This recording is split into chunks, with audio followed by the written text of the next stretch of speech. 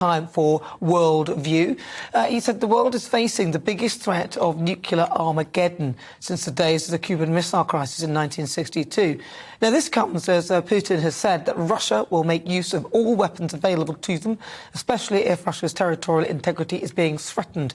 So what are tactical nuclear weapons, and how far should we believe that Putin would be willing to use them in this invasion of Ukraine? Joining me now is a former intelligence analyst of ex-Soviet states, Euan Grant.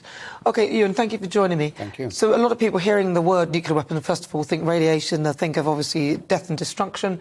What on earth could a tactical nuclear weapon be? You can't just simply cut off radiation. So what is one?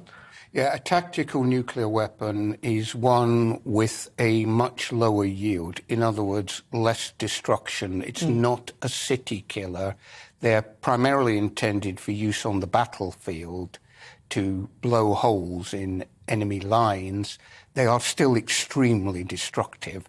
And of course, it's still crossing the nuclear threshold from conventional to nuclear, and that barrier, that line, has dropped significantly in recent years. They've managed to get them smaller, which makes them more likely to be used. Well, but it seems a bit ridiculous to me, because you cannot cut off the radiation from a nuclear weapon.